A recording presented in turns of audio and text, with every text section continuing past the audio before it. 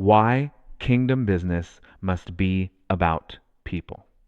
Hey there, welcome to Kingdom on Wall Street. I'm your host, Starkey Robertson. Today, I want to talk about something that I believe should sit at the center of how we think about kingdom business people. And grab something to take notes with because I want to challenge a very common way of thinking about business. When people talk about business, one of the first things we usually talk about is money. How much revenue does it generate? What's the profit margin? How much is the company worth? How much does the owner make? How quickly can it grow? Those are legitimate business questions, but I don't believe they're the first question. The first question should be, who does this business serve? Because money is a resource, business is a vehicle, people are the purpose. Let me explain what I mean. Every legitimate business exists because somebody has a problem, desire, responsibility, or need that another person or organization can help address. You're hungry, a restaurant serves you. Your plumbing breaks, a plumber serves you. You need transportation. A manufacturer, dealer, mechanic, insurer, lender, and fuel provider may all participate in serving that need. You need somewhere to live. An entire economic ecosystem may become involved. Real estate agents, contractors, banks, insurance companies, inspectors, attorneys, utilities, furniture stores, moving companies. Behind all of that commerce are people serving other people. Money moves because value moves. And when we reduce business entirely to money, we risk forgetting what creates sustainable economic value in the first place: service. Now, service does not mean free. That's an important distinction. A business cannot continually provide products and services without receiving enough economic value in return to sustain itself. Employees need to be paid. Suppliers need to be paid. Rent needs to be paid. Taxes need to be paid. Equipment costs money. Technology costs money. Growth requires resources. Profit allows a business to survive, reinvest, prepare, expand, and withstand difficulty. So profitability isn't the enemy of kingdom business, but profitability should support purpose rather than replace it. The danger comes when people become merely numbers. A customer becomes a transaction. An employee becomes labor expense. A vendor becomes an invoice. A community becomes a market. And the entrepreneur begins looking at every human interaction through one question: what can I get from this person? That's not the business philosophy I want Kingdom on Wall Street to promote. I want us asking, how can we create value? What problem are we solving? How can we serve well? How can we create an organization that's financially healthy enough to continue serving? How can growth increase our capacity to help people rather than simply increase our status? That changes how you think about customers. A customer isn't an interruption. The customer is one of the reasons the business exists. That doesn't mean every customer is right. They're not. It doesn't mean you tolerate abuse. You shouldn't. It doesn't mean you say yes to unreasonable requests. Healthy businesses need boundaries, but it means remembering that there's a human being on the other side of the transaction. They trusted you with money because they believed you would deliver something of value. Honor that. Communicate. Be honest. Do excellent work. Correct mistakes. Don't intentionally hide important information. Don't manipulate people into purchases they don't need. Don't make promises you know you can't keep. That's stewardship. And then there are employees. This is where business becomes incredibly consequential. An employee isn't simply a cost on your profit and loss statement, that's somebody's life. That paycheck may help pay rent, buy groceries, support children, pay tuition, keep transportation running, allow somebody to save. Give somebody experience that eventually changes their career. When a business creates a job, it creates responsibility. Again, that doesn't mean a business can employ people it cannot afford. It doesn't mean employees don't have performance expectations. It doesn't mean leaders shouldn't make difficult decisions. Leadership sometimes requires difficult decisions precisely because the entire organization has to remain healthy. But it does mean we should remember the humanity behind those decisions. Then there are vendors and other businesses. This is something I think Christian entrepreneurs should think about much more deeply. Your business doesn't exist alone. You buy things. You hire contractors. You use technology. You need professional services. You refer people. You create opportunities. You participate in an economy. That means your business can create economic capacity beyond itself. Your success can create somebody else's opportunity.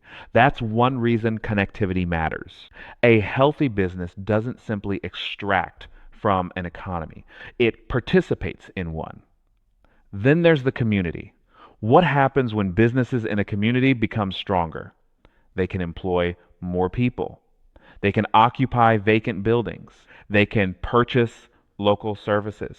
They can support community organizations. They can sponsor activities. They can contribute tax revenue. They can create reasons for people to visit an area. They can create opportunity where opportunity didn't exist before. This is why I don't think we should treat entrepreneurship as merely a personal wealth strategy. Business can shape places, it can shape families, it can shape opportunity, it can shape culture, it can shape what becomes possible. That's weight. And for a Christian entrepreneur, I think that should make us more thoughtful about what we're building, not less ambitious, more responsible. I want Christian entrepreneurs to build strong businesses. I want them to understand money. I want them to understand systems. I want them to understand technology. I want them to understand scale. I want them to understand capital. I want them to become excellent operators because greater capacity creates greater possibilities for service. But the capacity isn't the purpose, people are. And there's a simple test I think every business owner should periodically perform. Ask, who is better because this business exists? Not impressed, better. Whose problem is being solved? Who has an opportunity they didn't have? Who can earn income because this company operates? Who saves time? Who gains access? Who receives something they need? Who learns? Who grows?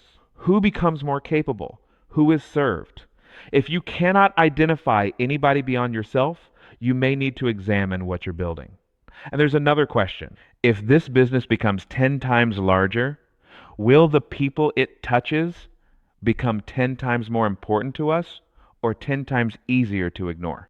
Growth can create distance. Systems can create distance. Technology can create distance. Scale can turn names into numbers. So as businesses grow, we need systems that preserve dignity. That's part of operational excellence too. You can build efficient systems without becoming impersonal. You can automate processes without forgetting people.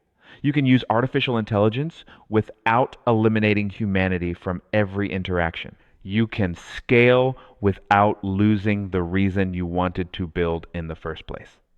And I believe this principle extends beyond individual businesses. Imagine what happens when entrepreneurs begin thinking collectively. My business serves people. Your business serves people. Our businesses purchase from one another. We create jobs, we refer opportunities, we share knowledge, we solve different problems, we build institutions, we educate, we create infrastructure. Now, we're not merely talking about individual entrepreneurship, we're talking about an economy. And economies ultimately exist because people exchange value with one another. That's why kingdom business can't simply be about becoming wealthy. Wealth can be useful. Resources can be useful, capital can be useful. But the question always returns, what are we doing with what has been placed in our hands? So if you're building something right now, I want you to write down three groups: customers, workers, community. Under customers, write down how your business genuinely improves someone's situation. Under workers, write down how your business could create meaningful opportunity for people as it grows. And under community, write down what becomes possible if your business becomes healthy, sustainable, and capable. Don't start with how impressive the company could become. Start with who it could serve. Because I believe some of the strongest kingdom businesses will be financially successful precisely because they become extraordinarily good at solving problems for people. The financial health allows the service to continue. The service gives the business a reason to exist. And stewardship governs how the capacity is used. That's the relationship. Money is a resource. Business is a vehicle. People are the purpose. And before you go, I want to hear from you. Who are the people your business exists to serve, and what problem are you solving for them? How do you balance the need for profitability with the responsibility to genuinely serve people? And if your business became 10 times larger than it is today, what positive impact would you want that growth to make possible? Put your answers down in the comment section. I think that last question in particular is worth spending some time with. Don't just ask yourself how large your business could become.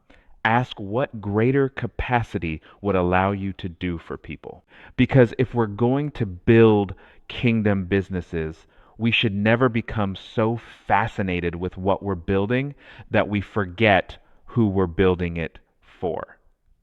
Thank you for watching, and I'll see you next time.